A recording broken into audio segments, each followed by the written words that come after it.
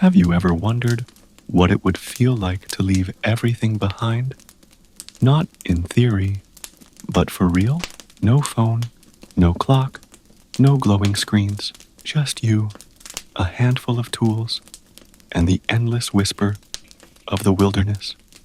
You probably won't make it through this day. It's late spring, 1968. Alaska is still shaking off winter, though snow lingers in the shaded folds of the mountains. The sky is a pale wash of blue, sharp at the edges. A float plane hums across the horizon, its metal belly flashing in the sun. Beneath it stretches the wild heart of Twin Lakes.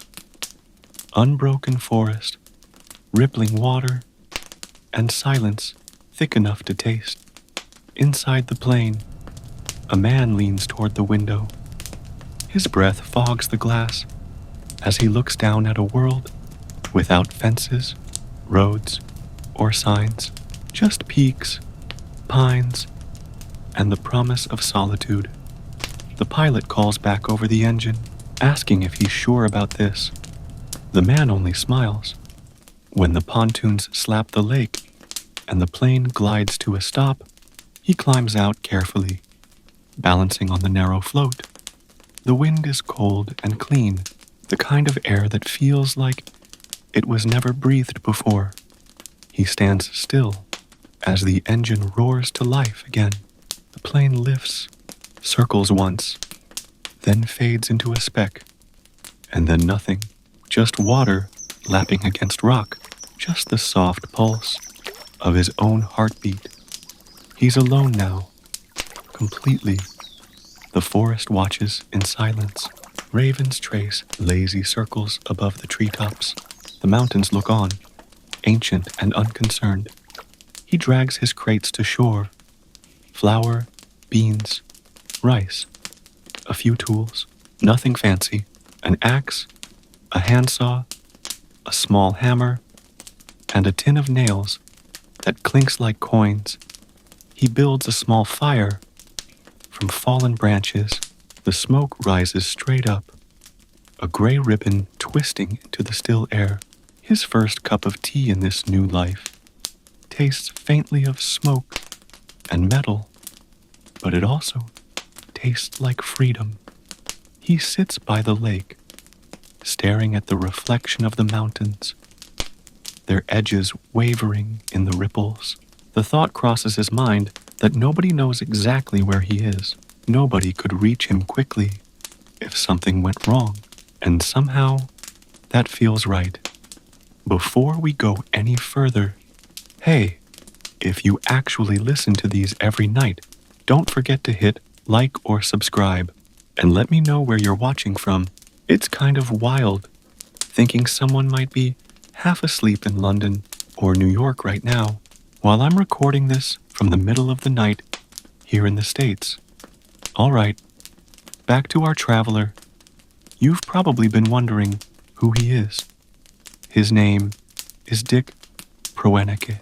He is a retired carpenter and mechanic from Iowa who traded the noise of civilization for the silence of the Alaskan wilderness.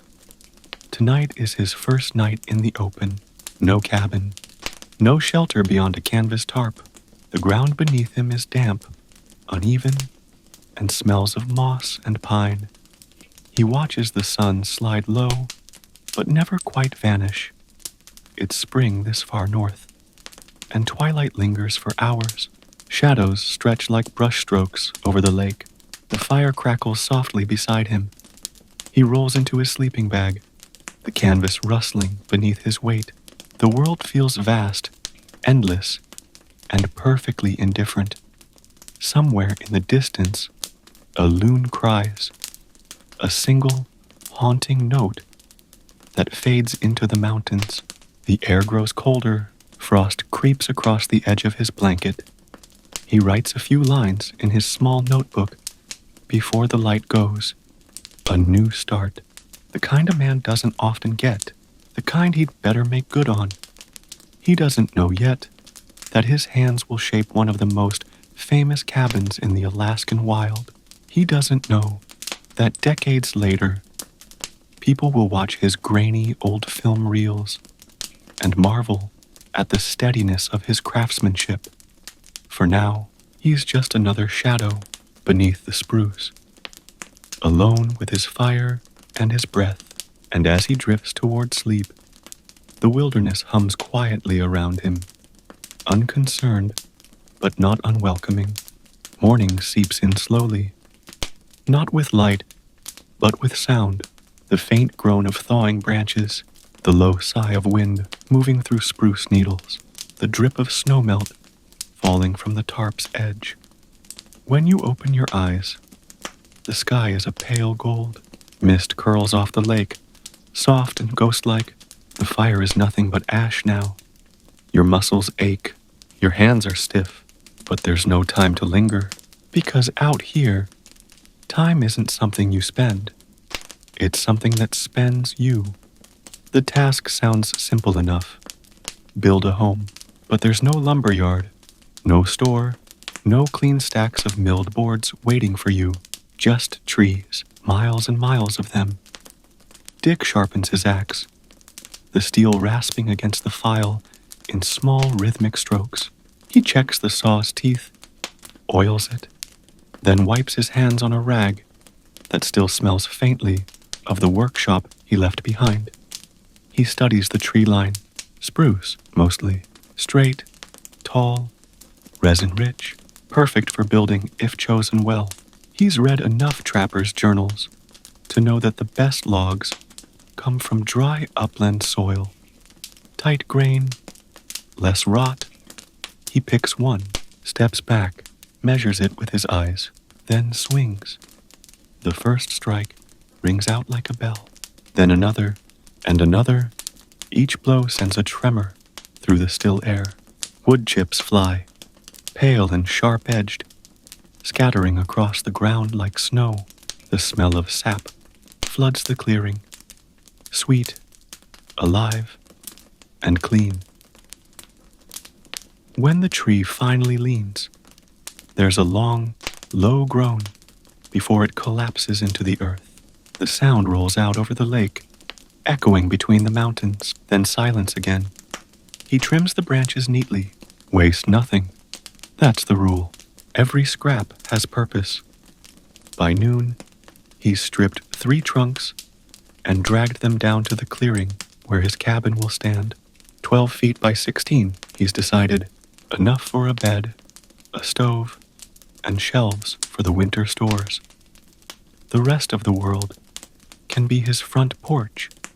He eats a small lunch, beans, hardtack, and lake water that tastes faintly of iron, and gets back to work. He cuts notches by eye, measuring each with patience, not precision. He doesn't have blueprints. He has instinct. When the sun starts to dip behind the ridge, the beginnings of a foundation lie before him. 4 logs locked together like a promise. He leans against one of them, breath steaming in the cooling air, and writes in his notebook again, "Hard work, honest work. I think I could do this for the rest of my life." The sky fades into that long Alaskan twilight again. Somewhere, a fox crosses the far bank. The water stills. The forest settles back into its own rhythm. You pull your blanket tight, feeling the cold seep in from the ground. The stars blink awake, one by one. Tomorrow, there will be more trees to fell, more cuts to make, more quiet to listen to, and slowly, the wilderness will begin to accept you, not as a visitor, but as one of its own. You wake to the sharp scent of pine smoke and the low crackle of kindling. The air is colder this morning, colder in a way that seeps into your bones before you even sit up. The mist from the lake drifts inland like ghostly fingers, curling around the half-built logs of what will someday be a cabin. You pull your coat tighter. The fabric smells faintly of ash and damp wool. Somewhere in the trees, a woodpecker drums out its steady rhythm, a heartbeat for the forest itself. Dick pokes at the fire, coaxing a small flame from yesterday's embers. A few sparks lift into the gray light and vanish. He watches them, then pours himself a tin cup of coffee. The water tastes a little of smoke, a little of grit, and somehow it's perfect. It's his third morning alone at Twin Lakes. The silence doesn't feel like emptiness anymore. It feels like company. He works methodically, stripping bark from the downed spruce trunks. The sound is soft and satisfying. A whisper of blade against wood. Beneath the rough bark, the pale inner grain gleams, smooth and golden. He'll need dozens of these, each one cut, notched, and laid by hand. The average cabin in the old frontier days took 3 men 2 weeks to raise. Dick has no one, and he's in no hurry. When he pauses, he listens, not for music, not for voices, but for something subtler. The shifting weight of the trees, the lap of water, the faint hum that the wilderness makes when no one else is around to hear it. He marks each log with small cuts, measuring without tape, using his hands, his eyes, his memory. There's no blueprint, just intuition. Around noon, the sun filters weakly through the mist. He stops to eat, sitting on a log with his back against a tree trunk. Beans. Again, a small slab of dried meat. Nothing fancy, nothing wasted. He pulls out his small camera, a handheld 16mm model, and sets it on a rock to capture his work. Later, he'll splice the footage together with steady hands, labeling each reel carefully. He's building more than a home. He's building a record of what one man can do with patience, discipline, and silence. He takes a deep breath and swings his axe again. The rhythm steadies him. Each blow thuds into the heartwood, releasing the scent of fresh sap. His arms ache, but there's satisfaction in the ache. A reminder that this place only gives back what you earn. By late afternoon, the cabin walls rise to waist height. He runs his hand over the smooth edges, checking the fit. Perfect. He could stop for the day, but he doesn't. The sun hangs low over the mountains, painting the snowcaps in shades of rose and copper. It's too beautiful to waste on rest. He hums softly to himself, something tuneless, something private.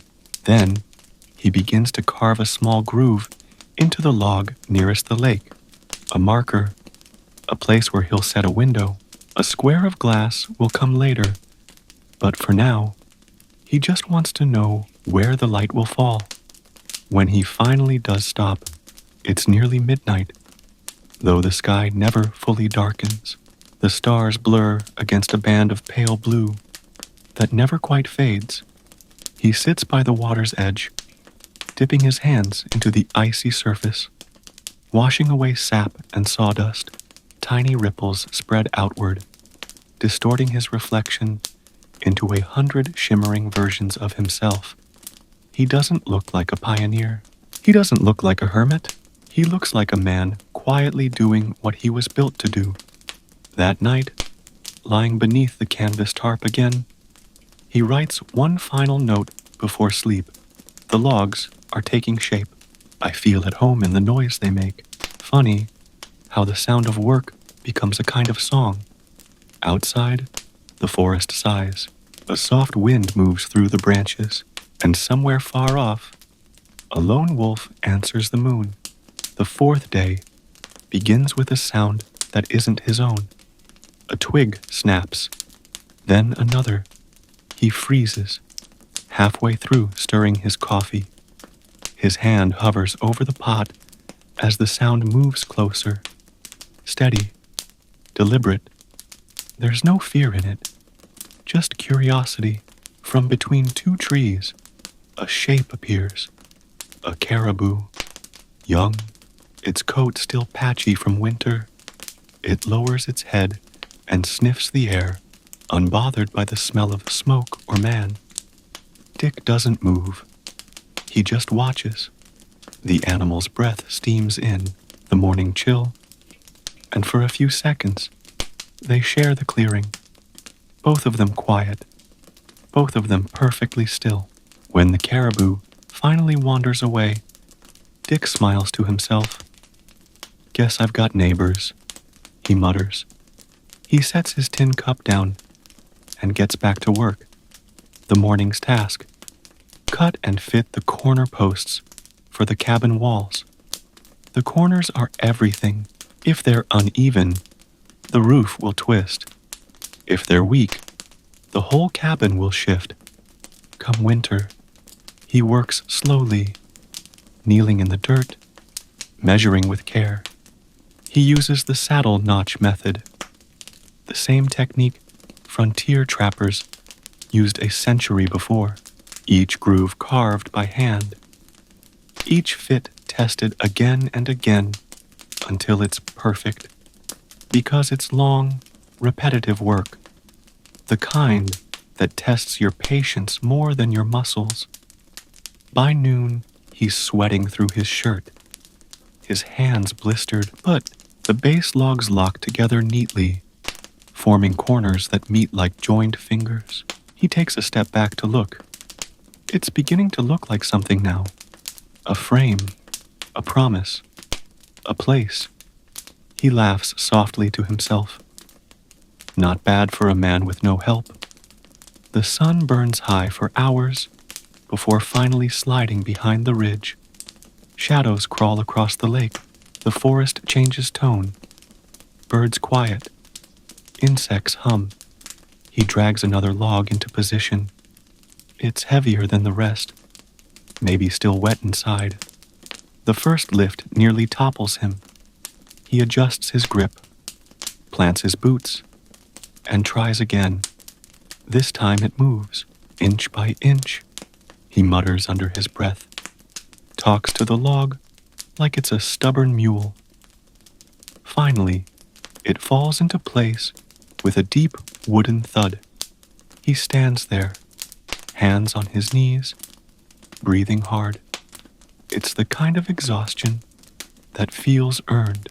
When he finally sits, he eats in silence, watching the last light fade behind the peaks. The lake mirrors the sky perfectly now, a pool of molten gold. He writes again in his journal. Every day feels the same, but every night the place looks new. Maybe that's what living means.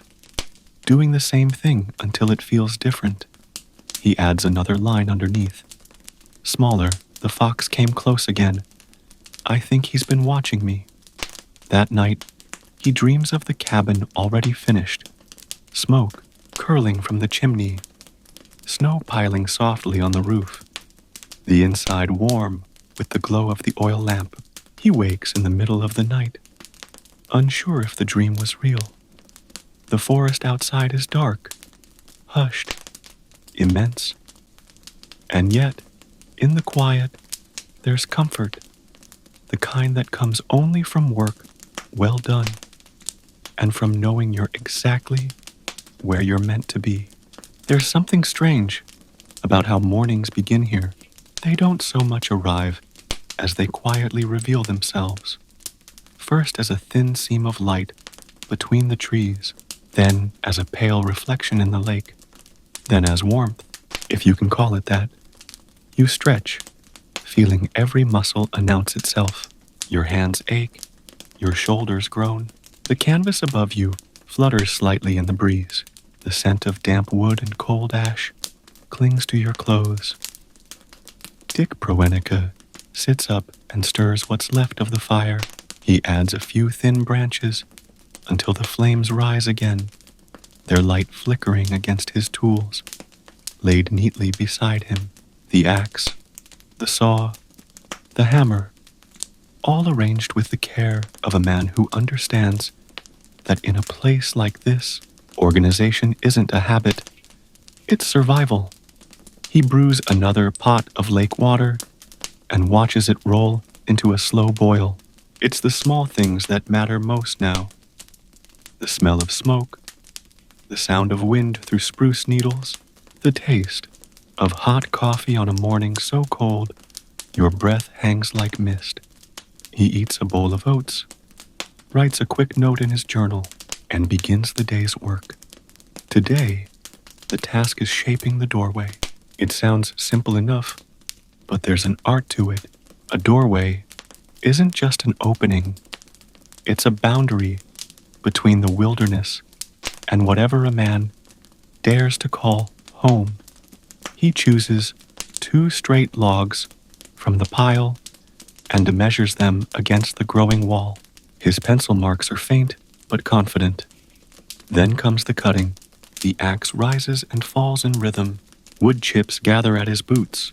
Each stroke echoes into the silence, bouncing off the far ridges and returning softer, like the forest is answering back. When he stops to rest, he looks out over the lake. A pair of loons glide across the surface, their reflections so perfect they look like ghosts of themselves. The air hums with stillness. It's a stillness that can play tricks on you if you're not careful. He's been here less than a week, but already time feels different. Stretched, slowed, loosened from the rules of civilization. The only clock is the sun. He wipes his forehead, takes a drink, and gets back to work. By mid-afternoon, the doorway stands upright. He steps through it for the first time, though there's no floor beneath him yet, just packed dirt and sawdust. Still, he smiles. It feels symbolic somehow, walking through a space that didn't exist yesterday. He carves a small notch above the opening. Later, he'll fit a door, maybe something sturdy with handmade hinges. But for now, it's just a gap between 2 worlds. He sits back on a log and watches the light change across the water. The mountains are gold at their peaks, violet in their shadows. The lake glows like a mirror of fire. He picks up his camera again, films a few short clips, just the cabin frame, the sawdust, the lake beyond. He doesn't say much to the lens, never does. His narration is the rhythm of his work, the story told in every swing, every cut, every measured silence. When the light begins to fade, he stacks his tools carefully beneath the tarp and sits by the fire. The wood hisses, sparks rising into the twilight. He eats quietly, then opens his journal. The handwriting is small and steady. 5 days alone, cabin rising, no loneliness, just quiet. I think most people mistake the two. He closes the notebook, rests it on his knee, and looks out across the dark water. Somewhere out there, maybe a mile away, a splash breaks the silence. A fish, or maybe a beaver. He listens until the sound fades. Then he whispers to no one in particular, "Another good day." Above him, the northern sky never goes fully black. A soft ribbon of green flickers faintly at the horizon. Aurora, the first of the season, it shimmers like a sigh. He lies back, head against a rolled-up coat, and watches the color drift and bend. It looks like smoke, or thought, or something older than both. And for the first time since arriving, he doesn't think of Iowa, or roads, or clocks. He thinks only of this place, this moment, and the simple, quiet act of building something that will last longer than himself. By now, the rhythm of the days has settled into something almost meditative. Work, eat, rest, repeat. Each sunrise feels both the same and slightly new, as if the wilderness keeps resetting itself overnight. The first task today, the floor joists. It's not the most glamorous part of cabin building, but it's the foundation of comfort. A good floor means warmth in winter, dryness in spring, and a bit of dignity when you wake up to face the cold. He starts by measuring the distance across the cabin's base, marking out where each crossbeam will sit. The math is simple, but the labor isn't. Every beam must be flattened on one side, which means hours of shaving and leveling.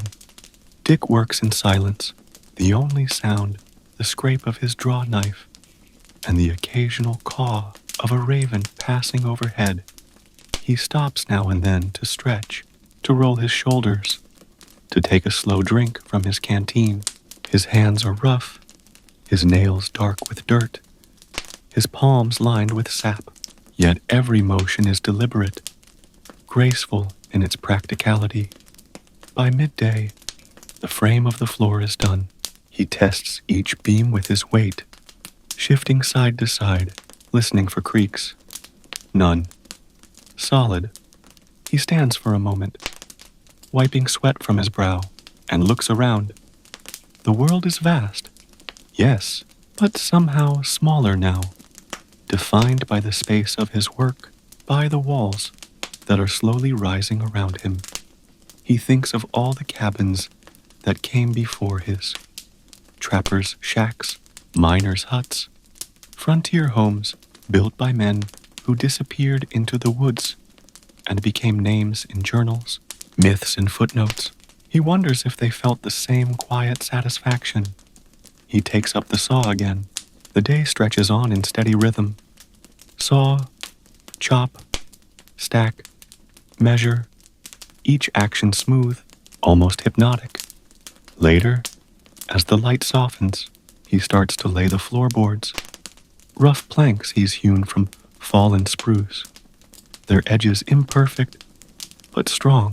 He nails each one down by hand, pausing between strikes to listen to the echo inside his growing home. It's a low, satisfying sound, the sound of permanence. When he's finished, he sweeps the floor with a bundle of pine branches, then sits cross-legged in the middle of it. The scent of resin and fresh wood fills the air. For the first time, he's no longer sitting on dirt. For the first time, this space feels like it belongs to him. He writes in his journal again. Floor in. Feels like progress, still much to do, but it's a good kind of tired, the kind that means you've earned the quiet. He closes the book and just sits, listening. Outside, the lake glows with the reflection of dusk. The air cools, the world slows. He stares through the empty doorway, watching the light fade across the floorboards he just built. It's strange how even the simplest structure, a few logs, a roof not yet there, can already feel like shelter, not because it keeps the weather out, but because it keeps something else in. The feeling that a man can still build his own life from the ground up. The wind rises gently, the trees whisper, the stars appear, one by one, and in that hush between day and night, the cabin seems to breathe with him, its new wood creaking, settling, alive in its own way. He lies back, hands behind his head, the scent of pine thick around him. The wilderness hums, endless and old, and the man in the middle of it closes his eyes, thinking, not of what he left behind, but of what he's slowly creating. Something honest, something built by hand, something that will last long after the sound of his hammer fades into the trees. The seventh morning breaks with a low fog, crawling over the lake. Thick and white as milk, it muffles every sound, swallowing even the small noises, the scrape of boots, the rattle of tin, the slow exhale of breath. It's the kind of quiet that feels like it has weight. Dick steps out from beneath his tarp and stretches. His muscles protest, but not angrily. It's the dull ache of a body being used exactly as it was meant to be. The cabin stands waist-high now, a tidy square of spruce logs, their edges smooth and neatly notched. In the fog, it looks almost like something out of a dream, half real, half imagined. He builds a fire, the smoke rising straight up until it disappears into the mist. Breakfast is simple, oats and a spoonful of honey. The taste reminds him of Iowa fields, of summer bees, and hot sunlight. The memory passes like a ghost. He wipes his hands on his trousers and begins again. Today's goal is the roof beam, the backbone of the structure. Without it, there's no shelter, no real sense of completion. He studies the pile of logs, running his hand along the lengths of each one. He knows which he wants before he even measures. Long, straight, free of knots, the sort of wood that doesn't just hold a roof, but belongs to it.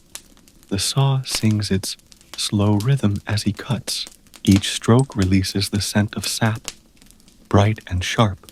The sound carries faintly across the lake, then fades into the fog. By midday, his shirt is soaked with sweat. The fog has burned off, revealing a sky so blue it almost hurts to look at. He rests for a moment, leaning on his axe handle, and looks out across the clearing. The mountains rise in every direction, serrated and snow-tipped. The lake gleams like glass. A pair of eagles wheel overhead, their shadows gliding silently across the water. He thinks about how many people have lived entire lives without seeing something like this, and how many more might see it someday, but only through a screen, a photograph, a story like this one. He drags the roof beam into position, inch by inch, setting it across the top of the log walls. It's heavy, stubborn, alive in its own way. He braces it with temporary poles, checks the balance, adjusts, checks again. It's good, solid. He hammers the pegs in place, each strike echoing like a pulse through the clearing. When he finally steps back, the cabin looks complete in a way it hadn't before. Not finished, but becoming. He stands still for a long time, just looking. The roof beam catches the last of the light, glowing gold against the darker grain below. He feels the strange satisfaction that only solitude can bring. The joy of working for no audience, the pride that doesn't need applause. When the sun begins to sink, he lights his lantern, its glow trembling against the raw logs. He sits on the floor he built with his own hands, opens his notebook, and writes, "The ridge beam went up today. No help, no hurry, no mistakes worth mentioning. The place feels different now, like it's decided to keep me." He closes the book, sets it beside him, and listens. The loons are calling again, out on the water. Their voices rise and fall like a lullaby. He leans against the wall, closes his eyes, and lets the rhythm of the lake carry him into rest. The wind changes overnight. By morning, it's coming down from the north, dry, cold, sharp enough to cut through wool. The air smells faintly of snow, even though the trees are still green. Dick wakes early and checks his supplies. Flour, beans, rice, still enough to last another month. His hands linger on the tins for a moment. They feel lighter than they did a week ago. He smiles at the thought. "Good," he mutters. "Means I've been working." He steps outside and breathes deeply.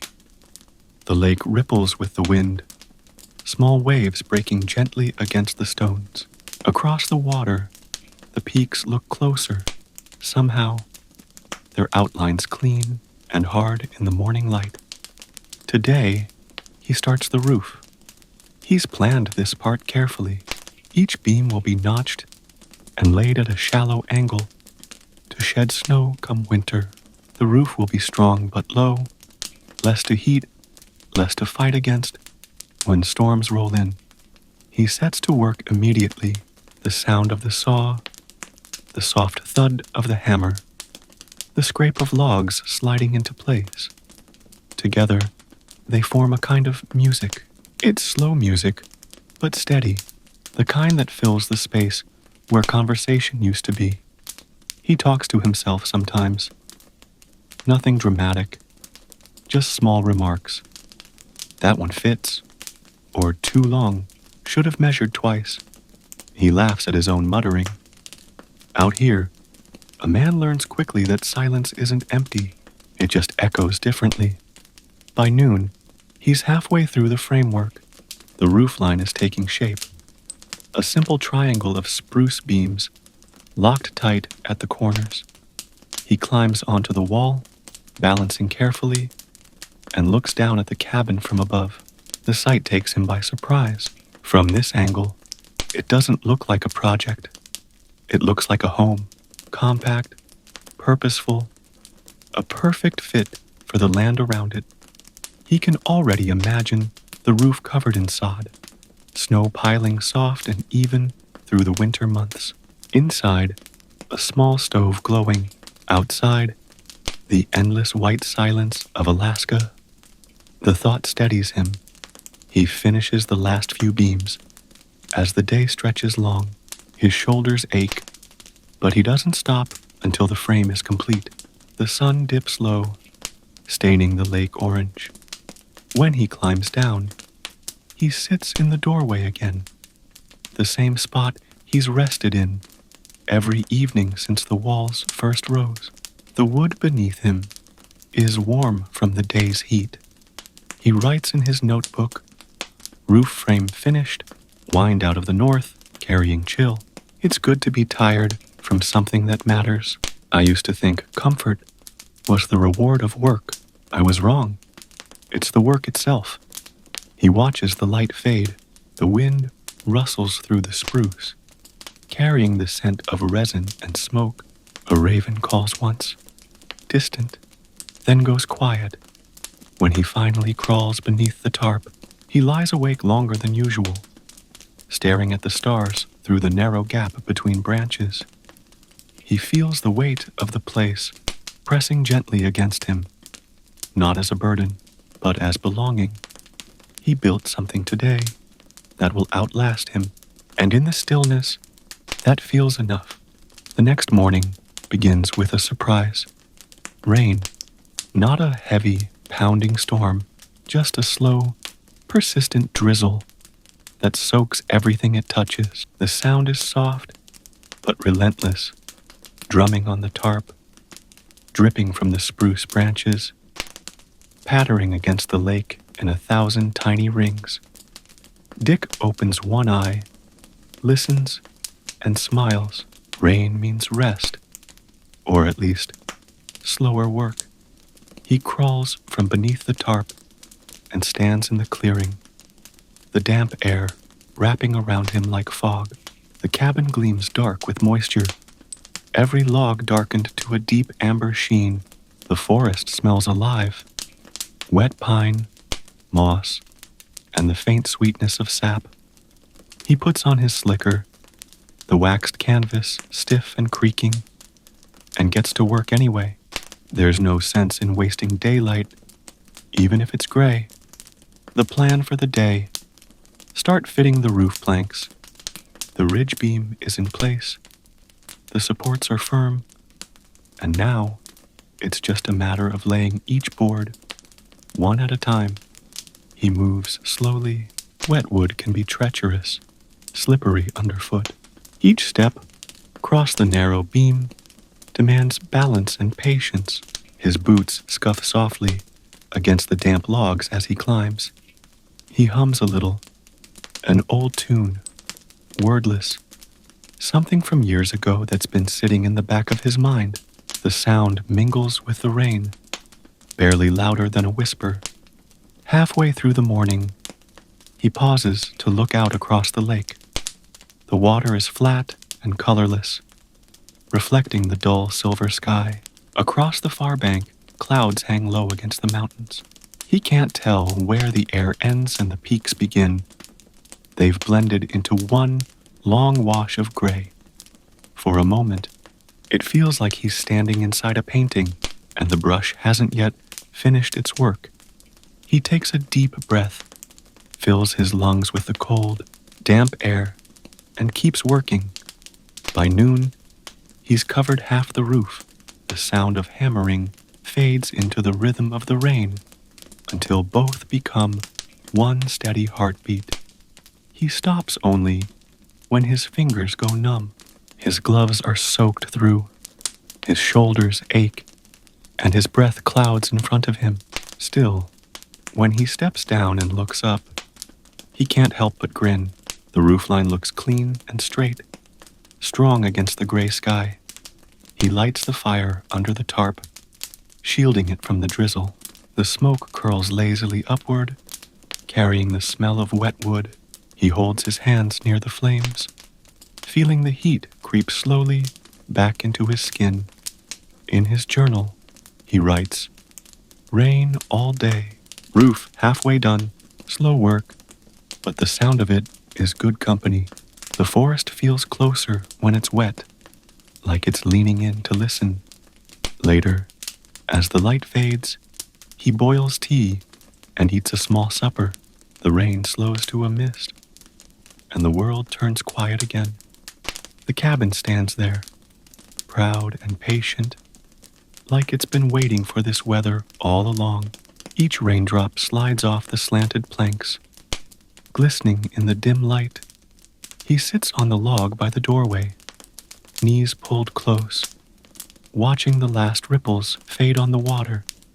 He doesn't think of loneliness. He thinks of rhythm, of days stacking one atop another, like logs, until they form something solid. When he finally crawls into his sleeping bag, the soft tap of rain becomes his lullaby, and in that sound, steady and unhurried, the wilderness keeps its own kind of time.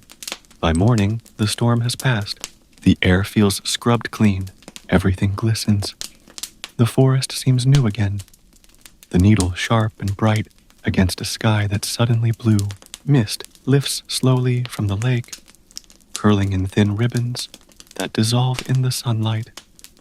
Dick stokes the fire and hangs his clothes to dry. The damp canvas gives off a smell like warm earth. He sits for a while, eating his breakfast slowly. Oatmeal again, though he adds a drizzle of syrup today, just to break the monotony. The sweetness reminds him of the world beyond this one, of stores, shelves, people, traffic, but only faintly. The thought drifts away as quickly as it comes. There's too much to do. He gathers his tools and climbs back onto the roof. The wood still holds a trace of moisture, but the sun is strong enough now to dry it fast. He works carefully, laying the next series of planks across the frame. Each strike of the hammer feels sharper in the cold air. Each board locks neatly into place. He works until the roof is complete. 30 boards in all, everyone hand-cut, lifted, and fitted without help. When it's done, he climbs down and circles the cabin slowly. It looks different now. Whole, the rough interior glows golden in the morning light, and the dark roof gives the shape weight, permanence. For the first time, it feels like something that will outlast him. He takes a moment to simply stand there, hands on his hips, breathing hard. The breeze moves through the clearing, brushing the surface of the lake into small ripples. He says quietly, "That'll do."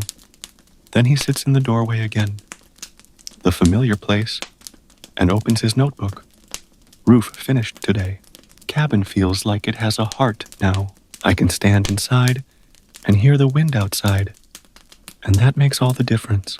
It's not much, but it's mine. He closes the notebook and begins cleaning his tools. The axe blade gleams in the sunlight, the saw teeth shining where he's kept them oiled. Later, he takes his fishing rod and walks to the lake. The water is icy against his boots. As he wades in up to his knees, he casts the line out, watching it arc through the air before it disappears into the still surface. Minutes pass, then the faint tug. He reels slowly, patiently. A trout breaks the surface, flashing silver in the sun. He laughs softly to himself, a sound swallowed quickly by the open air. That night, he cooks the fish over a small fire, the smell filling the cabin's doorway. The taste is simple: smoke, salt, and clean water. He eats slowly, savoring every bite. When darkness comes, he lights his lantern and sits inside the cabin for the first time, listening to the wind move across the roof he built. The wood creaks softly as it settles, as if the cabin itself is exhaling after a long day.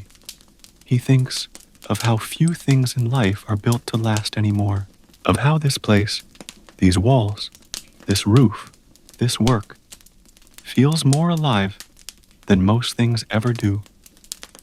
He sets the lantern on the floor beside his bedroll and watches the shadows dance on the log walls. The night outside is absolute, but inside, the light glows steady and warm. He writes one last note before sleep: a roof overhead, a fire, supper earned by hand, the best kind of living. Then he blows out the flame. The cabin hums softly in the dark, the wind whispering through the cracks like a voice too quiet to understand. And in that sound, Dick Proenneke drifts off, one small man surrounded by 10,000 miles of wilderness, perfectly still, perfectly content. The sound that wakes him isn't the usual morning quiet. It's the faint tap of something on wood, light, deliberate, almost polite. He opens his eyes, blinking in the dim light that leaks through the cracks between logs. The sound comes again. Tap, tap, pause. He sits up, pulls on his boots, and steps carefully to the doorway. Outside, the lake lies flat as glass, reflecting a sky still streaked with dawn. A few wisps of fog cling to the shoreline, and there, on the cabin's roof beam, is the culprit, a gray jay, bold and round, tilting its head to study him. The bird hops closer, pecks at the wood once more, and chirps, as if to say, "You're late." Dick chuckles under his breath. "You and me both, friend." He tosses a crumb of biscuit onto the ground, and the jay swoops down, takes it, and vanishes into the trees. It's a small exchange, but it feels like something, a quiet handshake between the man and the wilderness. He boils water, drinks his coffee, and listens to the sounds of the day waking around him. A squirrel scolds him from somewhere nearby. The faint rustle of wings moves through the spruce. The air is sharp and sweet with resin. Another day begins. Today's task: cut and hang the door. He's been planning this for days, sketching rough designs in his notebook by lantern light. It needs to fit snugly, tight enough to keep out snow and wind, but still move cleanly on its hinges. He selects 2 long planks, planes them smooth with careful strokes, and lays them side by side. The sound of the blade whispering along the grain is slow and satisfying. He measures, marks, cuts. Every inch counts. By midday, the door is assembled. A heavy rectangle of spruce, bound by cross braces. He tests its weight, nods approvingly, and begins carving out the hinge joints. It's delicate work, and the hours slip by unnoticed. The sun climbs and falls, The shadows shift across the clearing, and still he works, pausing only to stretch or drink from his canteen. When at last he lifts the door into place, it fits as if it had been waiting for this very moment. He slides the wooden latch into place and steps back, admiring the sight. The cabin now has a face, an expression, even. He pushes the door open, listens to the gentle creak, and smiles. For the first time, he steps inside, closes it behind him, and stands in the quiet dark. The difference is immediate. Outside, the wind. Inside, stillness. He breathes deeply. The scent of fresh wood and smoke fills the air. In his journal, he writes later that evening, "Door hung today. Makes the place feel sealed from the world. There's a peace in closing a door you built yourself, like drawing a line between noise and calm." He sits by the fire, eats a bowl of rice and beans, and watches the flames dance on the new door. Outside, the night wind sighs through the spruce, but the sound is distant now, tamed, softened. He leans back against the wall, his eyes growing heavy, and before sleep takes him, he thinks, this is how a life should sound. Quiet, honest, and made by hand. The first frost comes early. He wakes to see the world turned pale, every blade of grass rimed in silver. His breath rises in the still air, curling like smoke. The lake has gone perfectly still, the surface reflecting the mountains so clearly it looks like another world lying just beneath his feet. He steps outside, boots crunching softly against the frozen ground. The cold bites, but it's clean, invigorating. Winter is on its way. He knows what that means. More work. The cabin still needs chinking between the logs, insulation against the deep cold that will soon settle over the valley. He gathers moss from the shaded parts of the forest, pulling it gently from the stones and roots, where it grows thick and green. He carries it back in armfuls, lays it out near the cabin wall, and begins pressing it into the seams between logs. The work is slow, almost meditative. Press, pack, smooth, repeat. Each motion seals another small gap, another breath of warmth. For the days ahead, the sun rises higher, glinting off the frost, until it melts into droplets. A raven passes overhead, croaking once before disappearing into the trees. He keeps working until his hands are sore and his back stiff. Then he straightens, stretches, and surveys the result. The cabin looks solid now, tighter, sturdier, like it's ready to face whatever storms come next. He wipes the sweat from his forehead and takes a long drink of cold water from the lake. The taste is pure and metallic, like snow before it falls. He sits on a rock near the water's edge, chewing on a biscuit, and watches the ripples spread from where he dipped his cup. The silence here isn't the absence of sound. It's a different kind of presence, one that asks nothing and gives everything back, if you're patient enough to listen. He remembers a line from one of his old books. To know the wilderness is to be humbled by it. He understands that now. After lunch, he begins stacking firewood along the north wall of the cabin. Each log is split clean and even, stacked in neat rows. The pile grows slowly, deliberately. Another kind of security, a quiet promise to his future self. As he works, he catches himself humming again. It's an old tune, something he can't name, but it carries easily on the crisp air.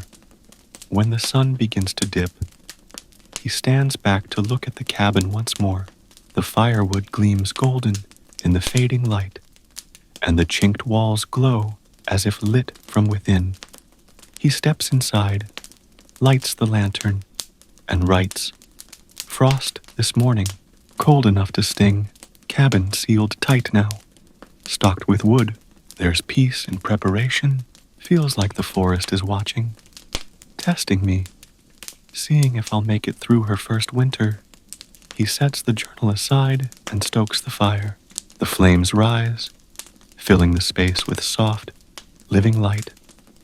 The night settles early, wrapping the world in velvet darkness. Outside, the first flakes of snow drift lazily through the air. They catch the lantern light through the window, swirling like dust in a slow dance. He lies in bed, listening to them fall, and somewhere between the sound of the wind and the crackle of the fire, he feels it, the moment the wilderness stops being wild and starts feeling like home. The snow doesn't wait long to arrive for real. By the third morning after frost, it's here. Soft, steady, endless. It begins at dawn, as a quiet whisper. Just a few flakes, brushing against the cabin roof. By midday, the air is thick with it. Millions of tiny white sparks, tumbling from a sky that's disappeared entirely. Dick stands in the doorway, coffee mug in hand, and watches the first true storm of the season take hold. The world is suddenly muted. No birds, no waves, just the hush of snow. He sets his mug down and smiles. "Well," he says aloud, "guess it's official. Winter has come to Twin Lakes." He steps outside, the snow crunching faintly beneath his boots. Already, a few inches have gathered on the roof, on the stack of firewood, on the stump where he sharpens his tools. Every surface softened, rounded. The cabin looks smaller, cozier, almost like it's huddled in the white silence. He spends the morning clearing a small path between the cabin and the woodshed. The work is rhythmic, the scrape of the shovel, the only sound for miles. By noon, the snowfall has thickened to a curtain. His hair is dusted white. His gloves are wet through. He goes inside, shakes off the cold, and lights the stove. The room fills with the smell of burning spruce. The warmth spreads slowly, thawing his fingers, loosening the stiffness in his joints.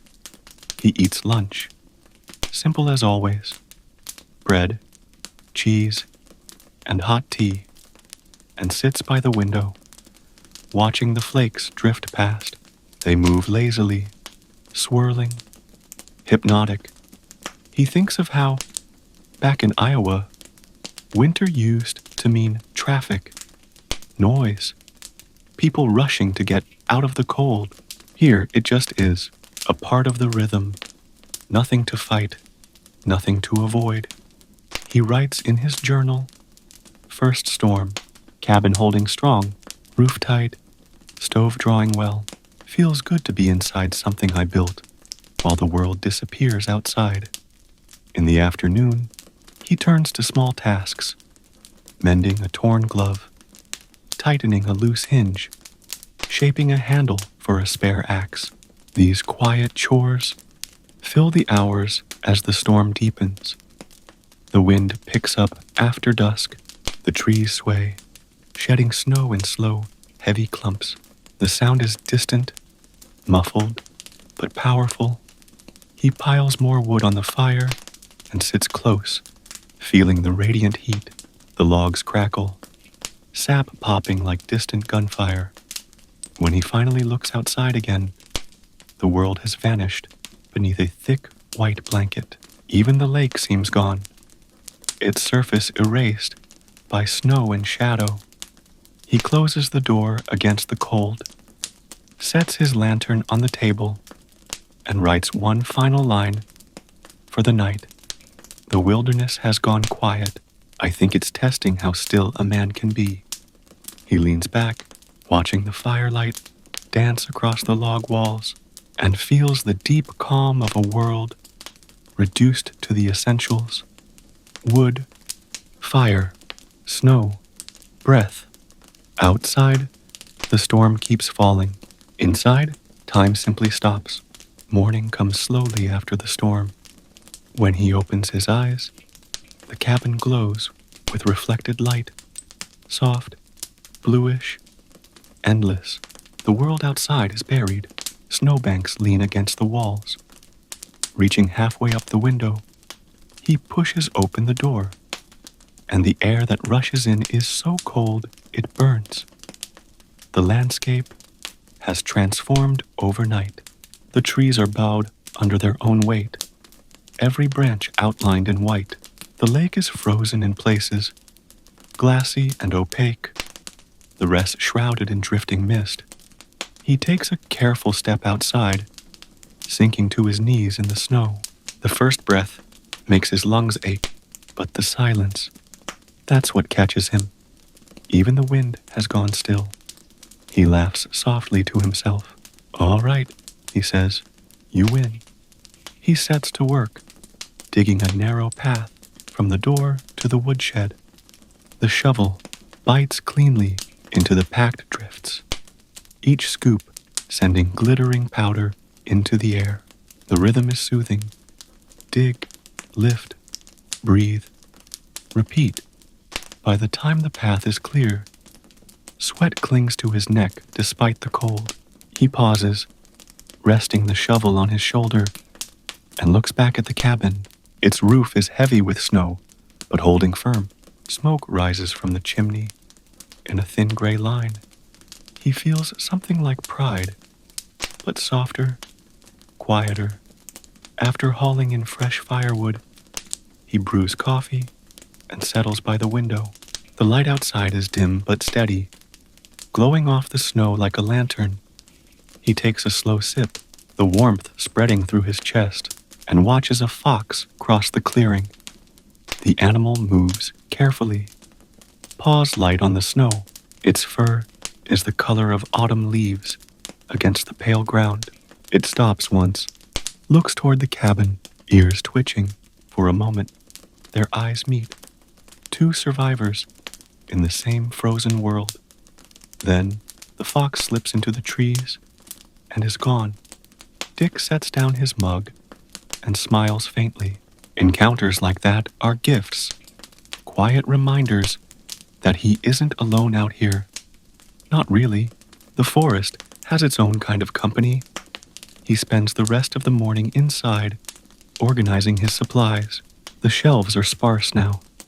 A few sacks of flour, some beans, rice, a jar of syrup, enough to last if he's careful.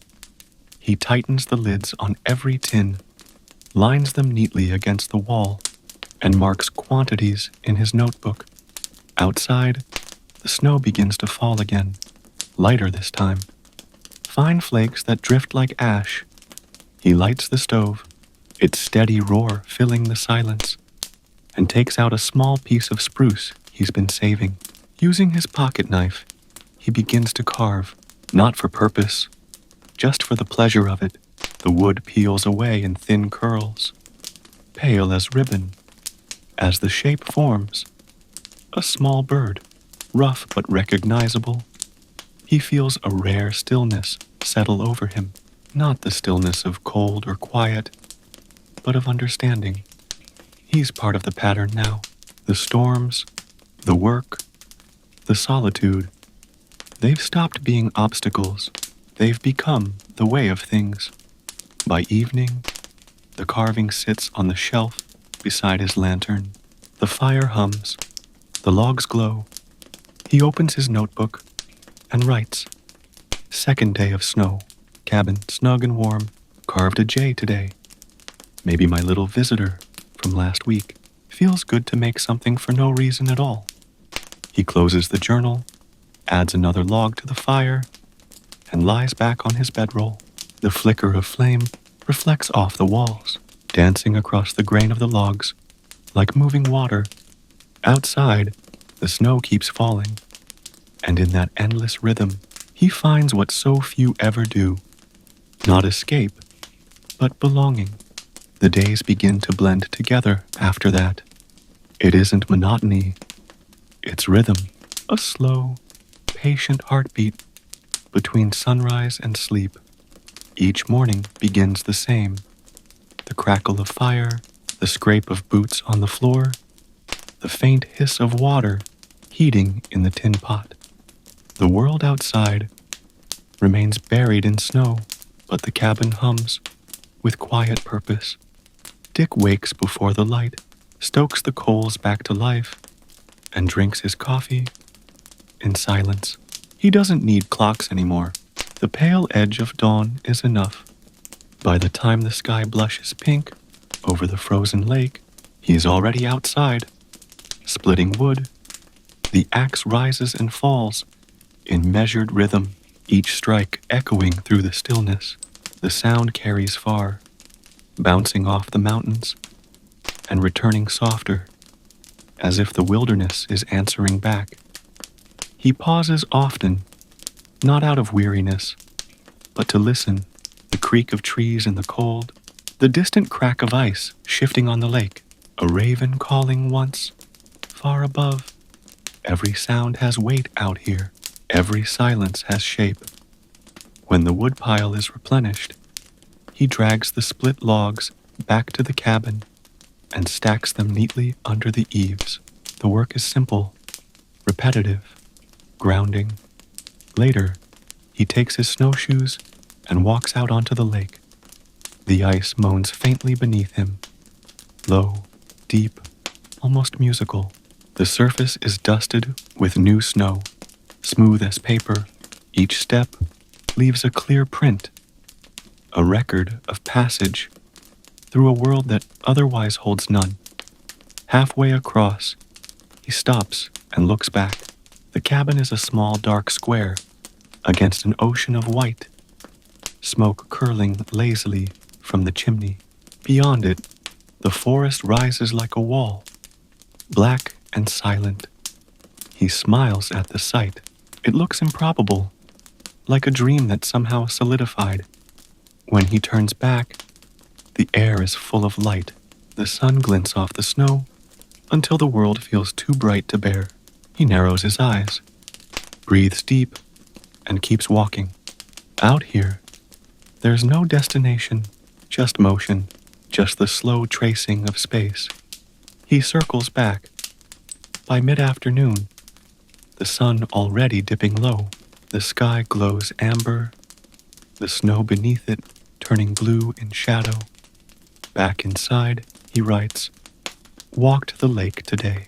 Hard to tell where the world ends and sky begins. Cabin looks small from out there, but solid. Funny how the smallest place can make a man feel biggest." He closes the book, stretches, and lets the quiet take him again. That night, the sky clears. Through the small window, he can see stars brighter than he's ever known them.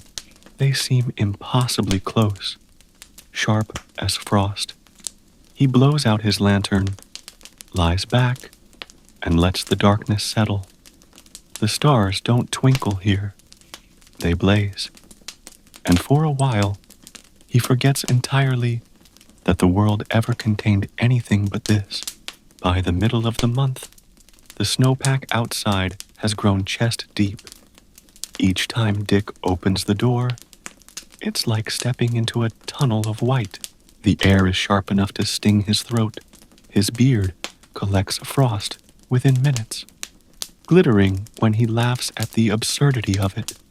He's begun marking the days in his notebook, not because he's lonely, but because the sun barely rises now, and it's easy to lose track.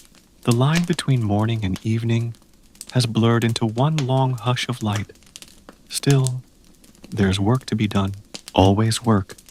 He spends the first half of the day reinforcing the roof supports. Heavy snow can crush a cabin like a matchbox if you're careless.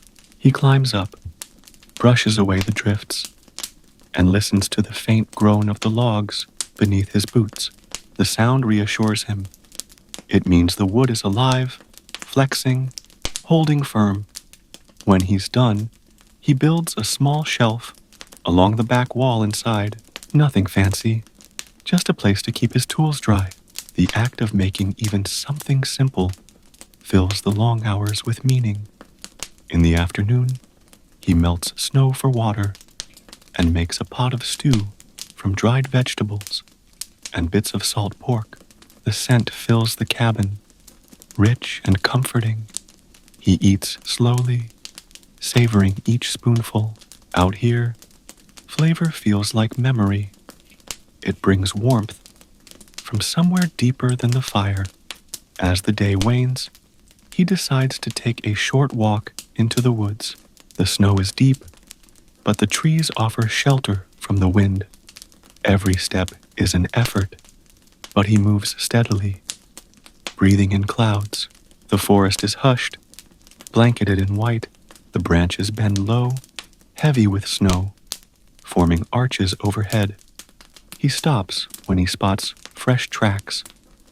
A snowshoe hare, small and delicate. The sight makes him grin.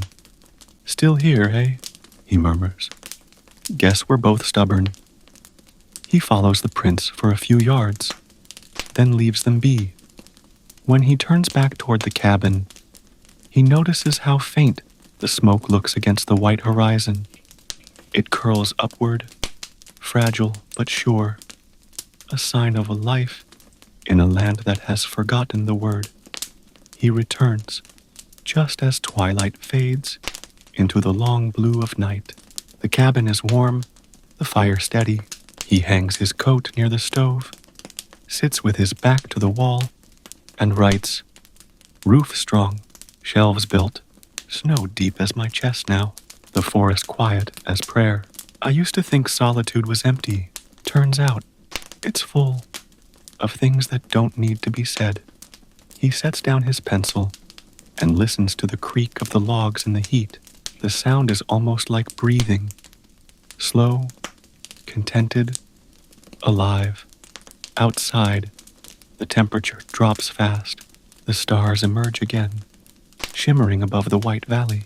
The wind begins to whisper, carrying fine snow against the window.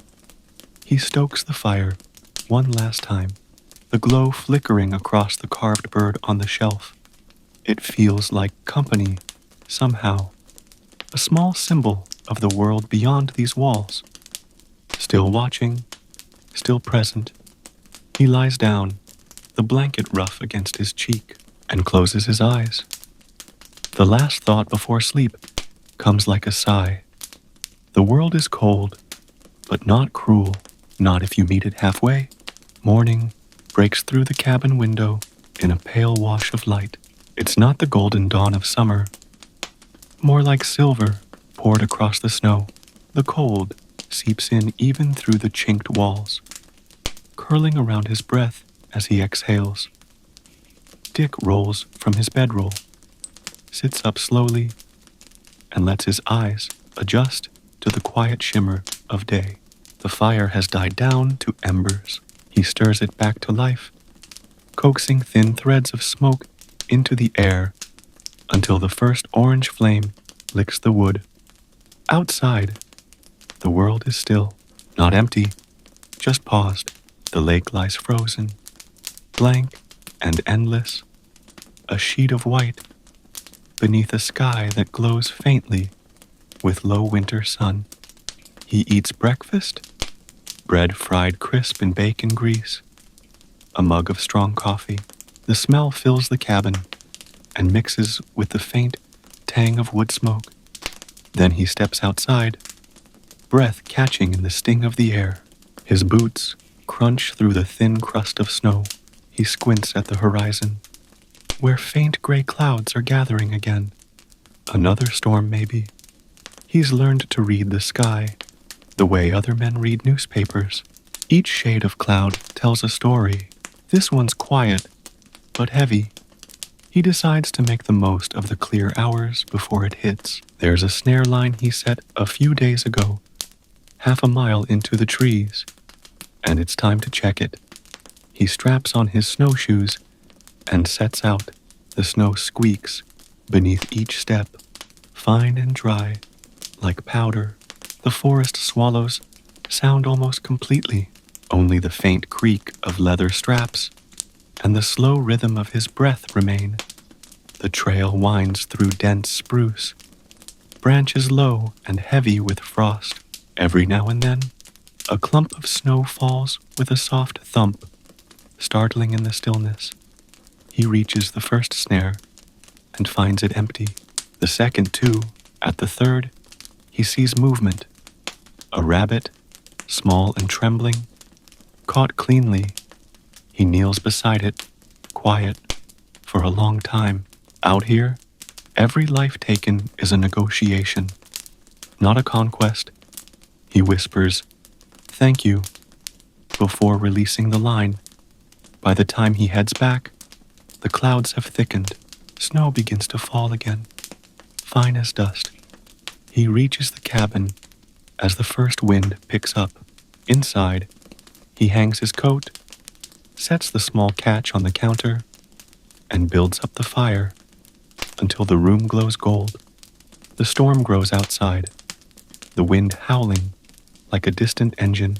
He sits by the window and watches the snow sweep sideways, erasing the trees, the lake, even the outline of his own footprints. He writes in his journal, "Checked lines today. Storm coming." The sound of it around the cabin makes the walls feel alive. You build something like this, and it becomes a companion. It creaks, sighs, settles, like it's breathing along with you. He reads for a while, by lantern light, an old copy of Walden he brought with him. The words sound different here, truer somehow, as if they were written for this exact silence. Later, he cooks supper, rabbit stew, slow and fragrant. The smell fills every corner, a promise against the cold. By the time the snow thickens to white out, the cabin feels like a warm pocket of the world, suspended in the storm.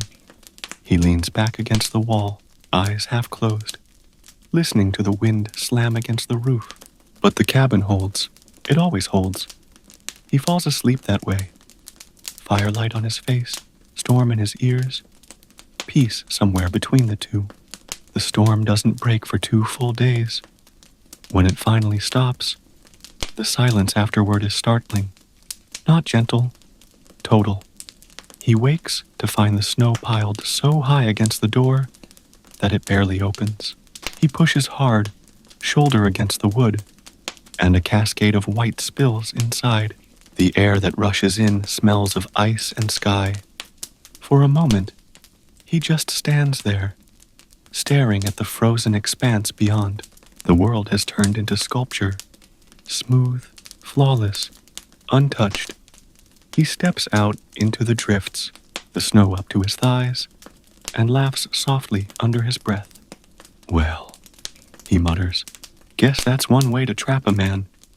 The trees are buried halfway up their trunks.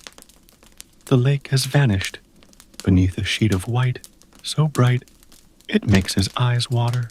The cabin behind him looks smaller than ever, half submerged, the roofline heavy with snow.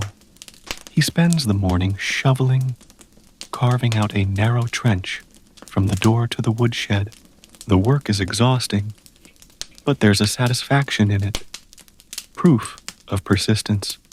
Each shovel load lifts a little weight off the roof, a little more space for air and light. By midday, the path is clear, and he stands leaning on the handle, panting steam into the cold.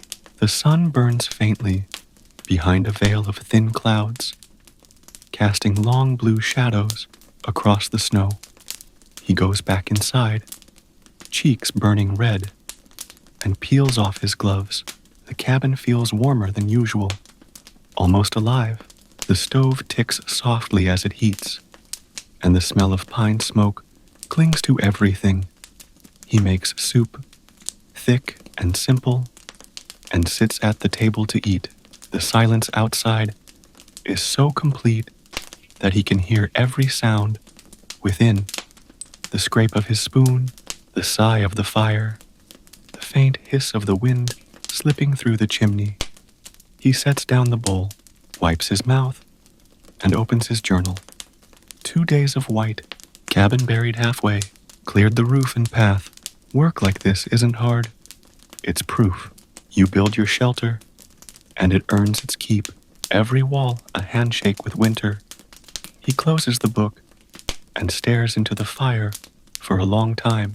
The flames twist and flutter, orange against black, like a language he almost understands. In the late afternoon, he puts on his snowshoes again and climbs the small rise behind the cabin.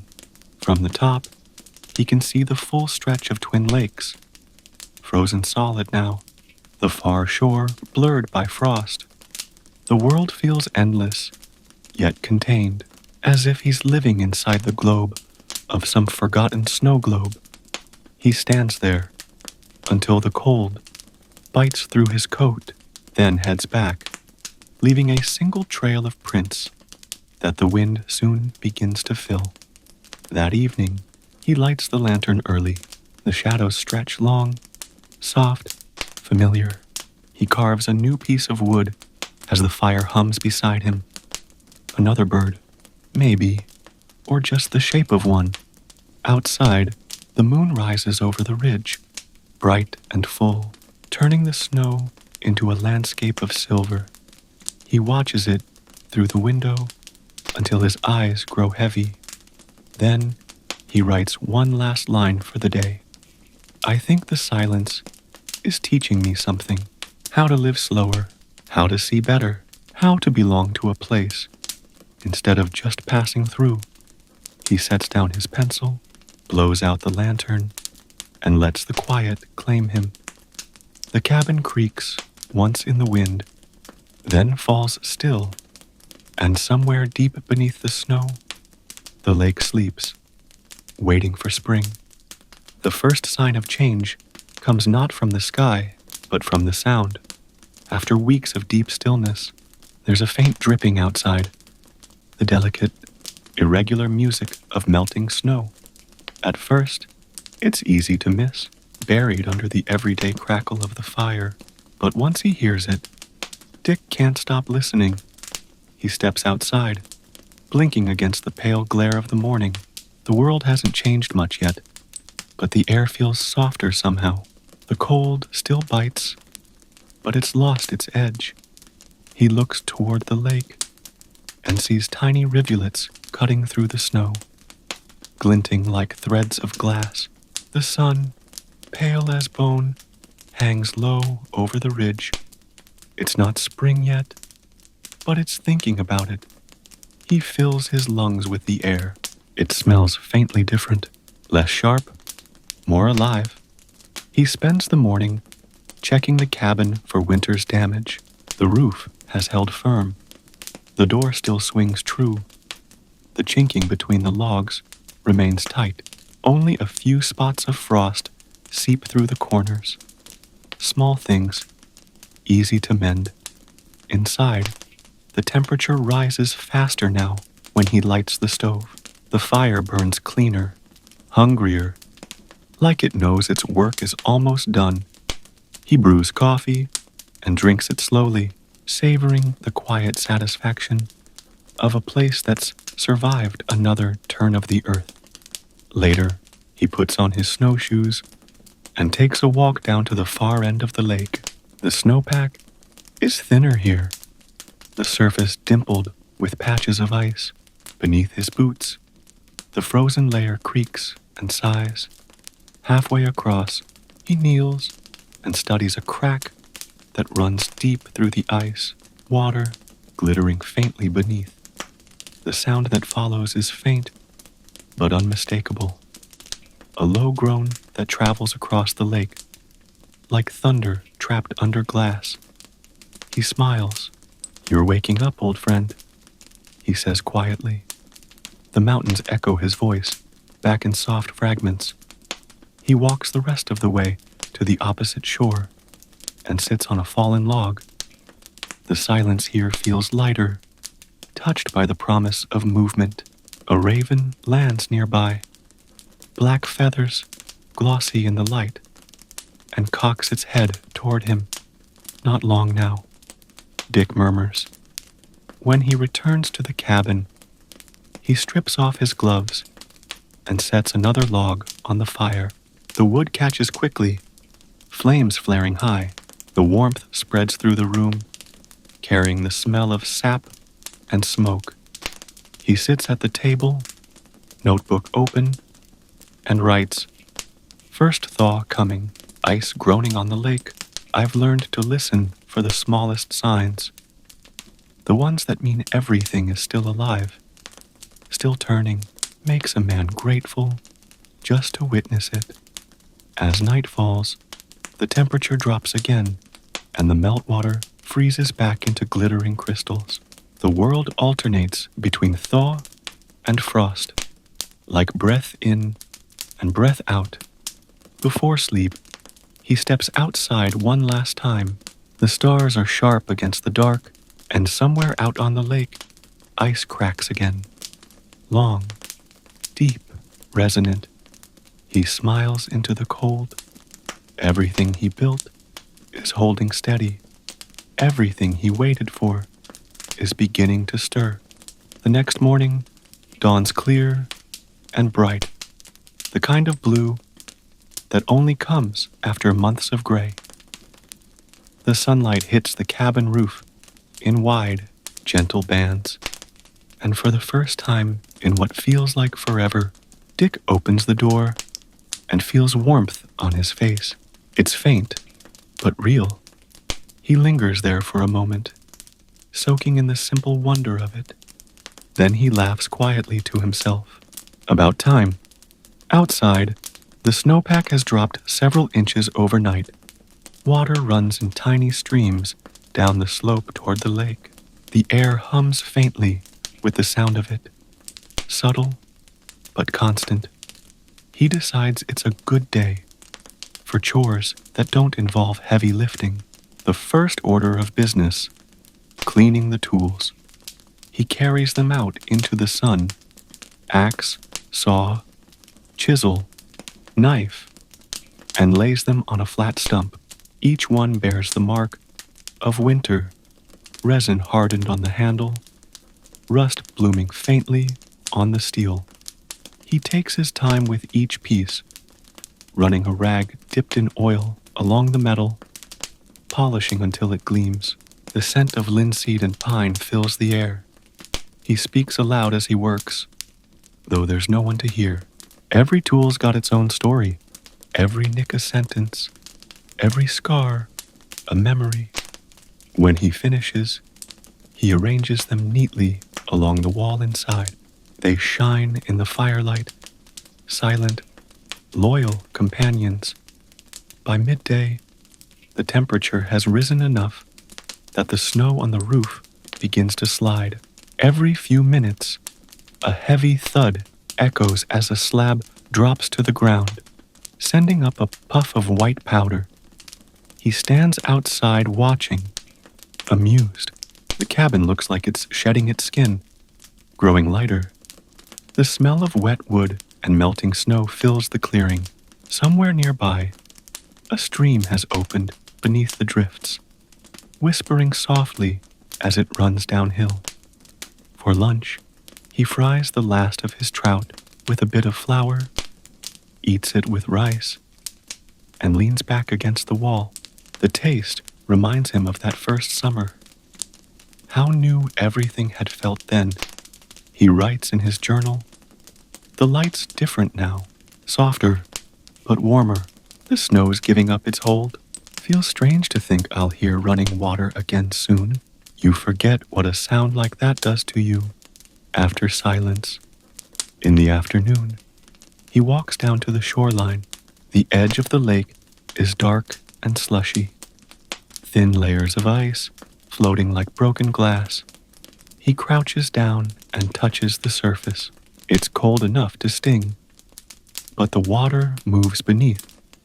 Slow, steady, alive. Above him, a gust of wind sweeps across the valley, carrying the faint smell of pine, needles, and damp soil, the scent of earth, not snow. He closes his eyes, breathes deep, and lets the sound of melting fill his ears.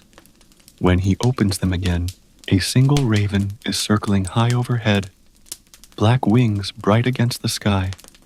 Soon, he says aloud, soon enough. That night, the fire burns lower. The cabin creaks softly as the temperature drops again, but there's no menace in it anymore. He writes one last line before sleep. The world is thawing. I think I am too. He sets down his pencil, stretches out on his bedroll, and listens to the faint drip outside, steady, patient, and full of promise. The long Alaskan winter is ending, and somewhere in the dark, the first trickle of spring is already singing. The change comes fast once it starts. One morning, there's still frost on the ground. The next, the air smells of damp soil and pine needles, the kind of scent that wakes something ancient in the chest. The snow retreats quickly, curling back from the edges of the lake, revealing the dark, slick earth beneath. The sound of running water grows louder by the hour, streams rushing from every direction, feeding the thaw. Dick steps outside and closes his eyes. He listens. For months, he's lived in a world muffled by snow. Now, the forest is waking all at once. Drips, trickles, rustles, the creak of trees stretching after a long sleep. The silence that once comforted him has shifted into something new.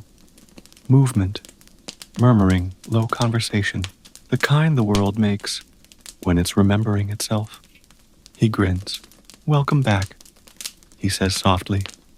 The air still bites, but it carries warmth now, like a hand pressed through a glove.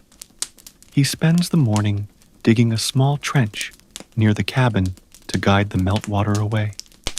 The soil beneath the snow is slick and black, soft under his boots. The smell of wet earth fills the clearing.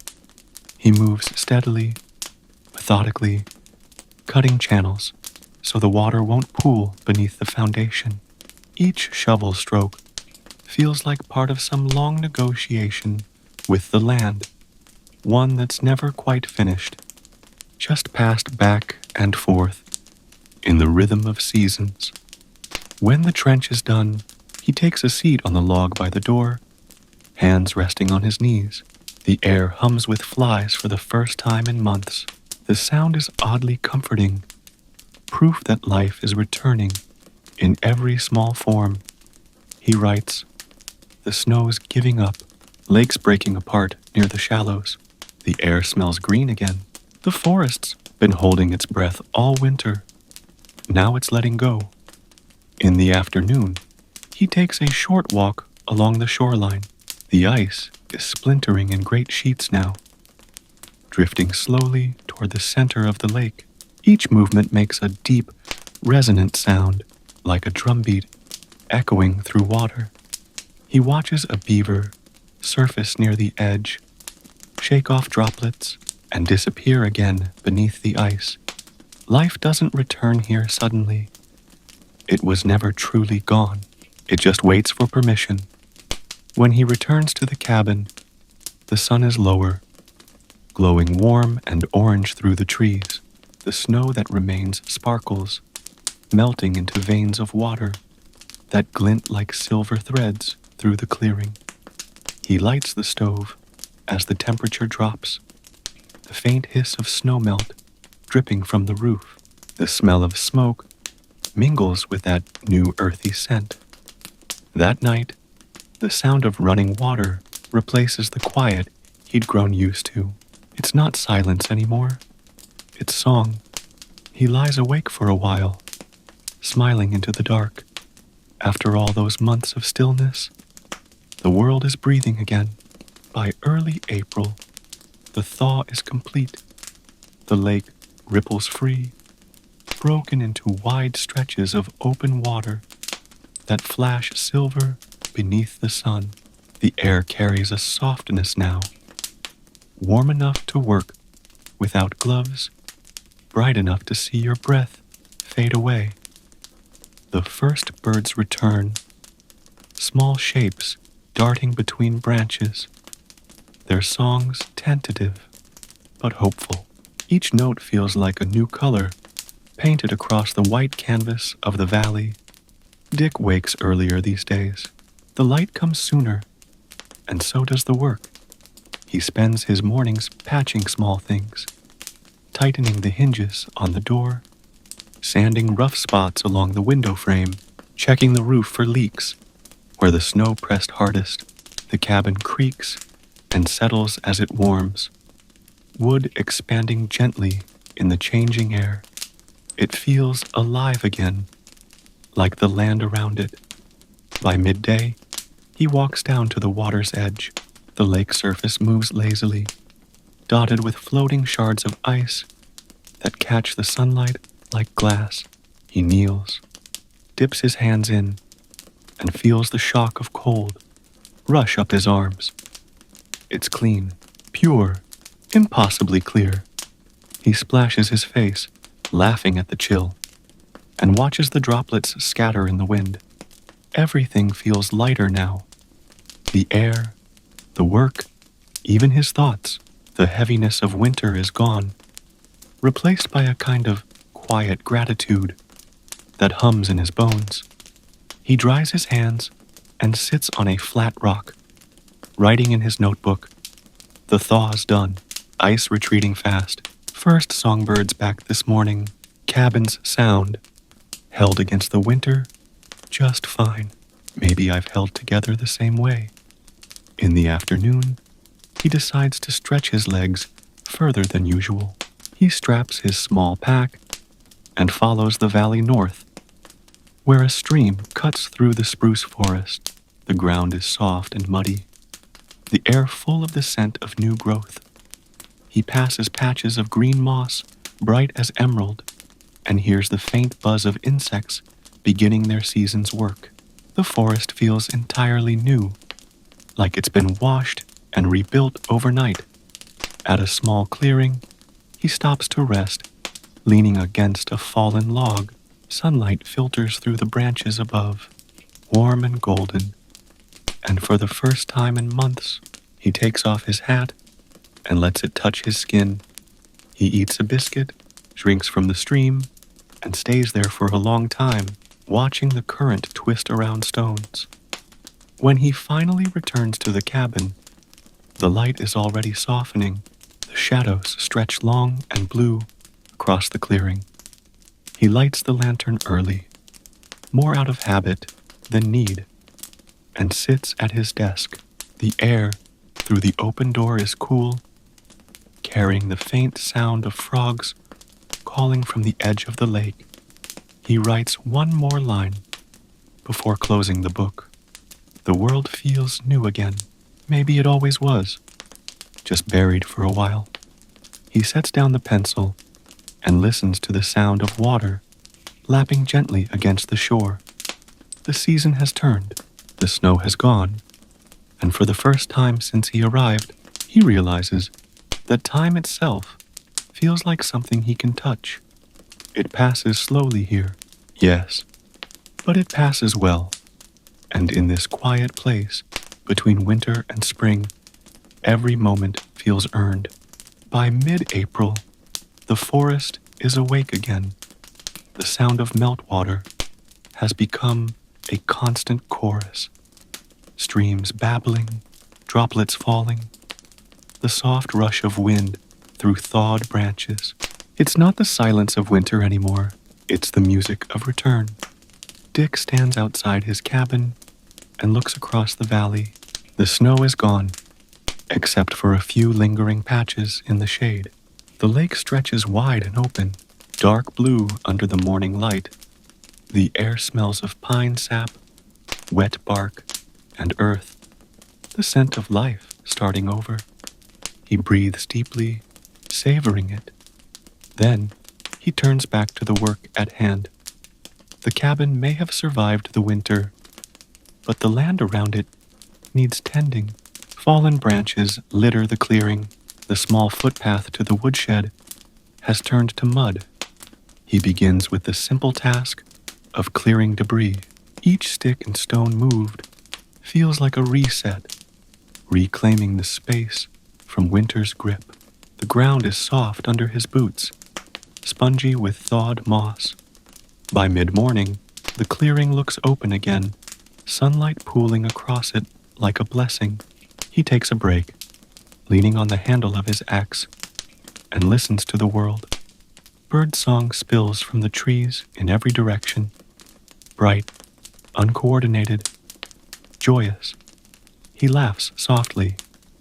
Guess I'm not the only one glad to be out again.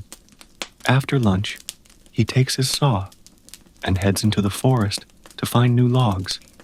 He wants to build a small storage shed before summer, somewhere to keep tools and food away from bears once they wake. The forest floor is uneven, still dotted with shallow puddles, but walking here again feels like freedom. Each footstep squelches faintly in the mud, releasing the scent of leaves and decay. He selects a few straight spruce trunks that winter wind has already toppled. No need to fell living trees yet. He strips the bark with his draw knife, the shavings curling away in long ribbons. The sound of steel against wood echoes quietly among the trunks. He hauls 2 logs back before evening, stacking them neatly by the cabin wall.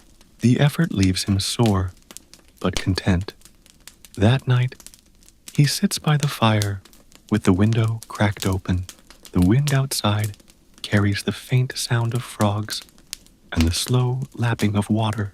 The lake is alive again, moving, whispering.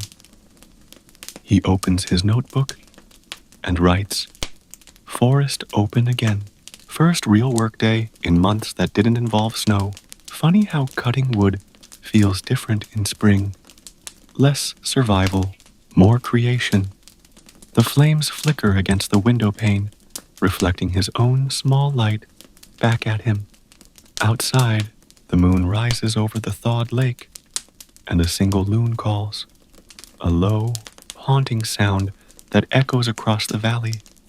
It's the sound of home. The next morning begins with fog. It creeps in slow and low, coiling between the trees and across the lake, until everything disappears into white. The air feels thick, damp, and alive, every breath heavy with the scent of water and soil. Dick steps out of the cabin, hands in his pockets, and smiles. He's always liked mornings like this. Soft, shapeless, quiet. The fog beads on his beard and lashes as he walks toward the lake. He can't see more than a few yards ahead, but he knows the way by heart now. When he reaches the shore, he crouches down and touches the water. It's cold, but flowing freely. Tiny ripples spread outward from his fingertips, vanishing into the mist. A faint splash echoes from somewhere beyond, the sound of something alive, moving just beneath the surface. Fish, maybe. He straightens, listens, and breathes. There's no real reason to rush today. The shed can wait a few hours. The world feels like it's holding still for a moment, as if the fog itself is a pause between seasons.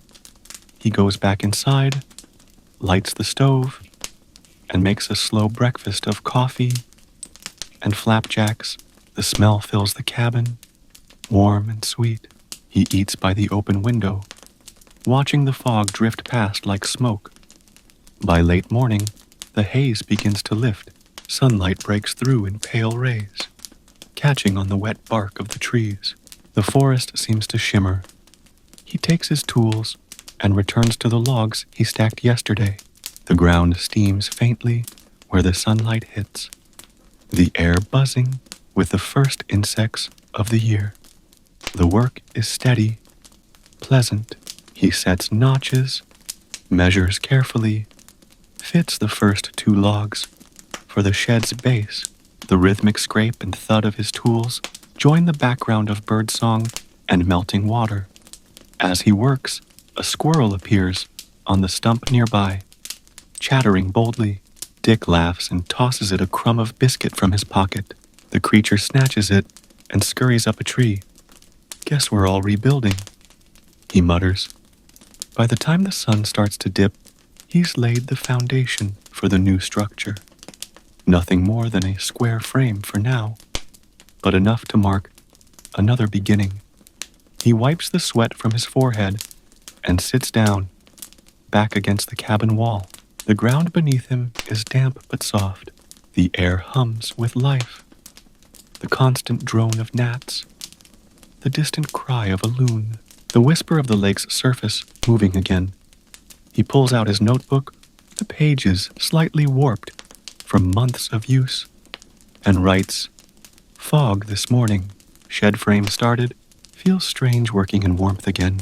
Everything smells alive. Even the tools." He closes the book and rests his head against the wall, watching the sun sink behind the ridge. The last light glows golden on the cabin's roof, on the logs, on the lake beyond. It's the same world that tried to freeze him only months ago. And now, it's singing. He breathes out, slow and even, and lets that sound fill him completely. The next few days are full of light. The snow is completely gone now, leaving behind slick patches of mud and sprouting shoots of green. The air hums with insects. The lake ripples freely again, and the first real warmth of spring has settled across the valley. Dick wakes earlier each morning, not because he must, but because he wants to. The world outside calls him out with birdsong and the faint scent of thawed pine. He stretches, stokes the fire, and makes coffee, while the sky lightens from gray to gold. Steam curls from his mug as he steps outside, boots sinking slightly in the damp earth. The mountains stand clear and sharp now, no longer softened by snow. They look ancient, patient, like they've seen 1,000 springs, just like this one. He stands for a while, sipping coffee, before setting to work on the shed again. It's simple construction. 4 walls, a slanted roof, a small door, but every step feels familiar now. The work has become a kind of language between him and the land. He fits each log with care, notching corners so they lock tight, sealing the gaps with moss. He collects from the shaded side of the forest. By midday, his shirt is damp with sweat, and his arms ache in a pleasant, earned way. He stops for lunch. Bread, dried fruit, and a strip of smoked fish, and eats, sitting on the half-built wall, legs dangling. From here, he can see the lake in full. The ice is gone entirely. A pair of loons glide across the surface, their heads bobbing in rhythm. When they call, the sound rolls like a soft echo through the air, haunting and beautiful. He listens until the last note fades. There's peace in knowing that nothing out here rushes. Not the water, not the trees, not the birds, and not him. After lunch, he continues the shed, adding the roof beam and beginning to lay the rafters. The work goes slower than he expects, but that's fine. There's no clock to beat here, only daylight and weather. As the sun dips low, he stands back to admire his progress. The frame is up, the shape defined. It's rough, yes, but it looks right. It belongs here. He takes a slow breath and writes in his notebook, "Shed halfway done. Hands sore, heart steady." Funny thing about work out here, every nail feels like a word in a story you'll never finish telling. That evening, he lights the fire early. The day's heat lingers, but the habit of flame is comforting. He cooks a pot of beans and rice, eats quietly, and then steps outside to watch the stars rise. The air is cool again, scented with damp soil and wood smoke. Frogs sing near the shore. He sits on the step and tilts his head back, eyes tracing constellations he can't name. The stars look close enough to touch, their reflections flickering on the dark lake like scattered embers. He smiles and murmurs, "Another good day." And somewhere out there, the loons answer softly, as if agreeing. By the end of the week, the shed is complete. It stands beside the cabin like a younger sibling, smaller, simpler, but made with the same patience and care. The roof slopes just right, the door fits snugly, and inside, the air smells of fresh wood and promise. Dick steps back, wiping sweat from his forehead. "That'll do," he says aloud, and grins. He spends the rest of the morning arranging things inside. Tools along one wall, sacks of grain stacked neatly in a corner, a shelf for tins and jars. The organization is its own kind of satisfaction. Out here, order means survival and peace of mind. When the work is done, he sits just inside the doorway, shaded from the noon sun, and watches the light move across the clearing. The forest hums with sound now, buzzing, chattering, alive. He realizes he hasn't felt lonely in a long time. It's strange, because he's seen no one in months. But loneliness, he's learned, isn't the absence of people. It's the absence of purpose. And every plank, every meal, every dawn has filled that space completely. He writes later in his journal, "Shed finished today. Simple, sturdy. I think that's what most things should be, what most people should be, too." After lunch, he takes the canoe down from where it's been resting upside down all winter, half buried under snow. The wood is dry but sound. He inspects it carefully, runs his hand along the hull, and feels the memory of summer. On his fingertips, he patches a small crack near the bow with pitch and canvas, humming as he works. By evening, the repair is sealed, smooth, ready for the lake again. When the sun dips low, he carries it down to the water.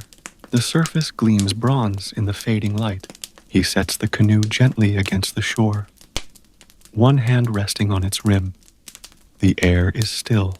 The water mirrors the sky so perfectly that it's hard to tell where one ends and the other begins.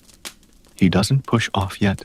He just stands there, bareheaded, feeling the faint breeze on his face, the same wind that's traveled over mountains, through valleys, across years of silence. He breathes deeply and smiles. "Tomorrow," he says softly. That night, the cabin glows with the warmth of a small fire. The shed's shadow lies long and dark across the clearing. The stars return, bright and sharp, and the frogs call from the water's edge. He lies awake a little longer than usual, listening to the night, the wind, the lake, the faint creak of the cabin as it settles into spring. There's nothing to chase here, nothing to escape, only the steady, quiet unfolding of another season. And in that stillness, he feels more alive than he ever did in the noise of the world he left behind. The morning dawns clear and golden, the kind of morning that invites movement. The air is still cool, but the warmth builds fast, chasing mist off the lake in long, curling ribbons. Birds flit between branches, their calls overlapping in bright, joyful chaos. Dick carries the canoe to the water's edge and sets it down gently. The sound of the hull sliding over wet stones feels almost ceremonial. like reopening a conversation that winter had paused. He steps in carefully, one foot, then the other, the wood rocking softly beneath him. The paddle dips into the water, sending slow ripples outward. The first few strokes feel awkward after so many months on land. Then muscle memory returns, and the motion becomes smooth again. Back, twist, glide. He moves across the surface like a shadow, the canoe cutting a clean path through mirrored sky. The lake smells of thawed silt and pine. Small bits of ice still drift near the far shore, but they melt silently as he approaches. He heads toward the northern inlet, where a narrow stream feeds into twin lakes. The current there is gentle, but the sound of running water carries like a song. As he rounds the bend, he spots a pair of ducks paddling in the reeds, their heads dipping in rhythm. A mink scurries along a fallen log, vanishing into the grass as he passes. The world feels alive again in a way words can't fully hold. He slows the canoe, letting it drift, the paddle resting across his knees. The mountains rise high on both sides, their slopes dusted with the last streaks of snow. For a moment, he feels the strange, humbling awareness of being small, not insignificant, but part of something vast and steady. He takes out his small camera from the pack, turns the crank, and captures a few seconds of film. The glint of water, the flash of wings, the line of his cabin far across the lake. Then he stops recording and just sits. No movement, no sound, but the water tapping gently against the hull. It's strange, he thinks, how stillness can feel like motion out here, and motion like peace. He paddles back as the sun climbs higher, the reflection so bright it hurts his eyes. When he reaches the shore, the air is warm enough to make the smell of pine resin thick in his nose. He pulls the canoe onto the bank and sits for a long time, feet in the cool water. Later that evening, by the fire, he writes, "First paddle since the thaw. Water's high, clear as glass, everything moving again. You forget how loud life can be when it returns." He blows out the lantern early, but doesn't sleep right away. The call of loons drifts through the open window, and somewhere in the distance, an owl answers. He smiles, eyes closing slowly. The world feels whole again. The days stretch longer now. Sunrise lingers past breakfast, and twilight seems to arrive only when the fire's already burned low. Each day hums with warmth, insects, and the constant shimmer of light on water. Dick's routine shifts with the season. Mornings for work, afternoons for wandering, evenings for quiet reflection. Today, he decides to explore beyond the northern ridge, a climb he's postponed since the snow first fell. He packs light, canteen, notebook, camera, and a bit of food. The trail is faint, but familiar, marked by the same cairn he built last summer. The ground is soft with moss and early wildflowers, the air rich with scent. As he climbs, the sounds of the lake fade behind him, replaced by the steady rush of the wind through higher branches. The spruce thin out, giving way to rock and lichen. Halfway up, he stops to rest.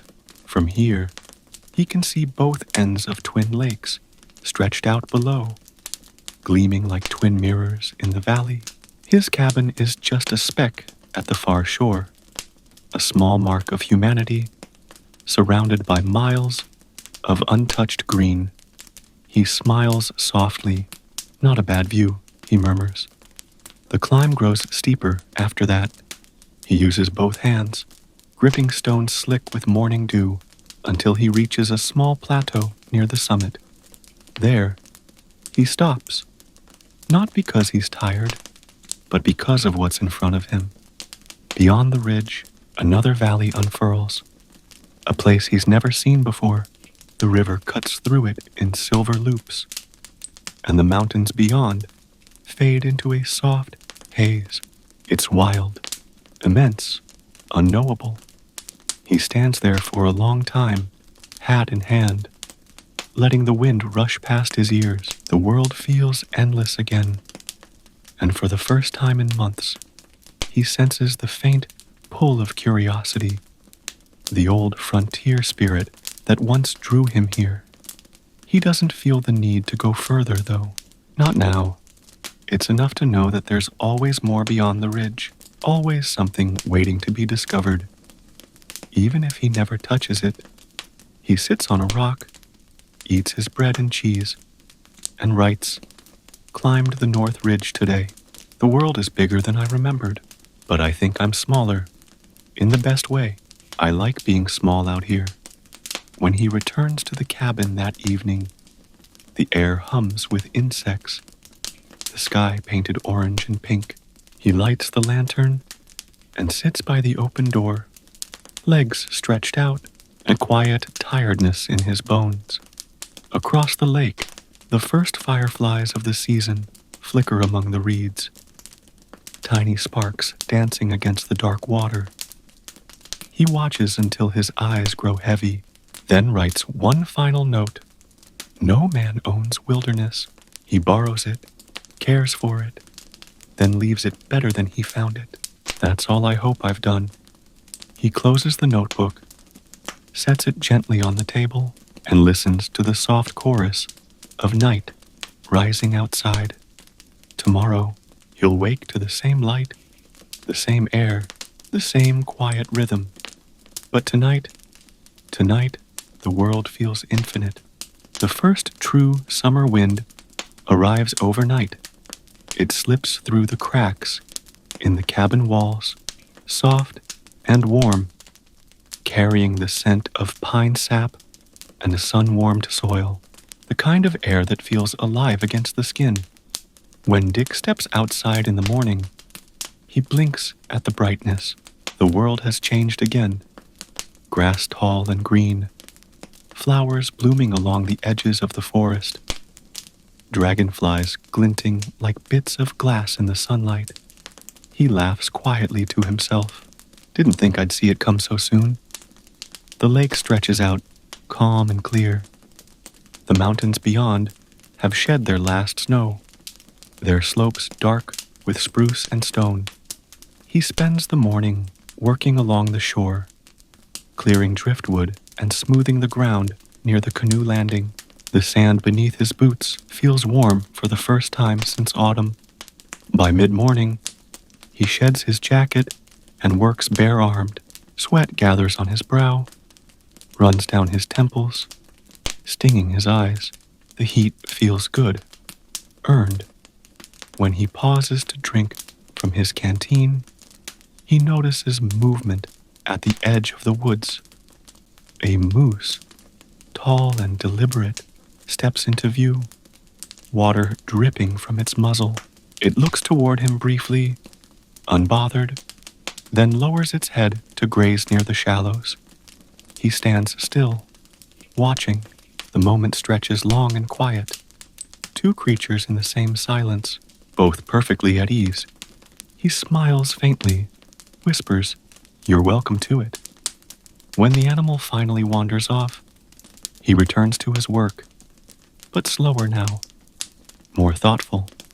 In the afternoon, he takes his canoe out again, gliding across the lake's surface until the water turns dark and deep beneath him. The air hums with insects. The sun presses on his shoulders, and every stroke of the paddle feels like rhythm made visible. Halfway across, he lets the canoe drift and leans back, eyes closed. The sound of water slapping softly against the hull is all there is.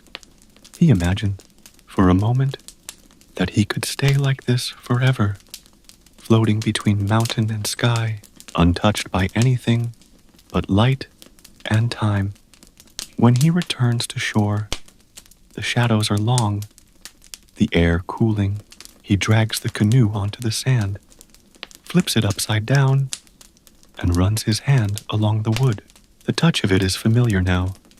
Smooth, scarred, true. Back in the cabin, the evening smells of pine smoke and stew simmering over the stove. The walls glow with golden light, and the new season hums quietly outside. He writes, "Summer's here, everything growing, moving, alive." Sometimes I wonder if the world even notices us. Maybe it's better that way. He closes the notebook and listens to the low sound of frogs rising from the lake. The rhythm is constant, soothing. Outside, the stars begin to appear one by one, reflected perfectly on the still water. It's the kind of night that doesn't ask anything of you, only that you stay still long enough to notice it. The days are long now, so long that night feels like a rumor. The sun barely dips below the horizon before climbing again, painting the sky in soft ribbons of silver and rose. The light never truly leaves. It lingers, patient and kind, over everything he's built. Dick wakes to birdsong and steps into the golden morning. The air is already warm, the world green and full. He walks down to the water, barefoot, the grass cool against his feet. The lake mirrors the sky so perfectly that stepping into it feels like walking into another world. He crouches, scoops a handful of water, and drinks. It tastes clean, cold, impossibly alive. Behind him, the cabin stands quietly in the sun, its logs darkened by a year of weather, its roof firm and straight. The shed nearby leans slightly, but holds. Both belong here now, part of the landscape, as naturally as the trees and rocks. He sits on the dock he's been building the past few days. A small, sturdy platform of spruce, planks reaching a few feet into the lake. It wobbles slightly under his weight, but holds steady.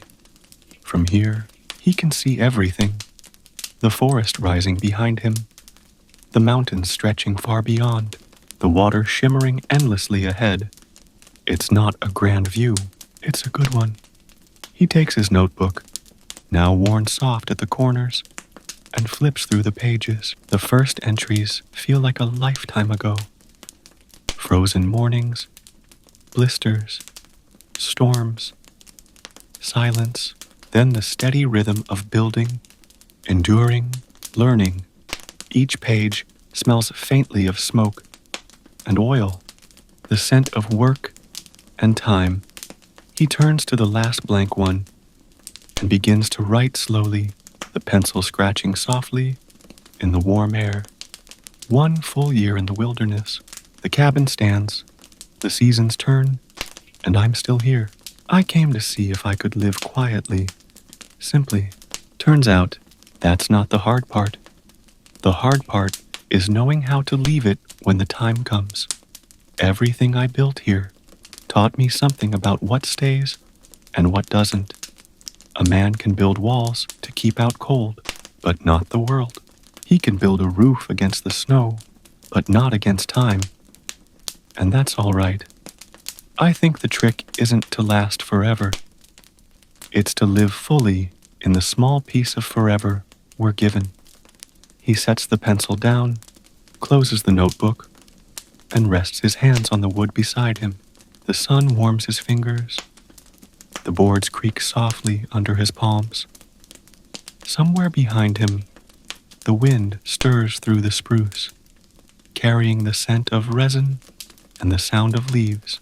A loon calls from across the lake, a long, mournful note that seems to hang in the air long after it ends. He closes his eyes, breathes deeply, and lets the silence settle again. In that stillness, the world feels infinite, and he feels exactly the right size inside it. When he finally stands, he turns once more toward the cabin, smiling at the sight of it, bathed in gold. Then he steps into the canoe, pushes off from shore, and drifts out across the calm water. Behind him, the cabin watches quietly, its reflection trembling on the surface, a mark of human hands in a world that never needed them, and yet, somehow, made room. The paddle dips once, the ripples widen, and the wilderness closes gently around him, whole and silent once more.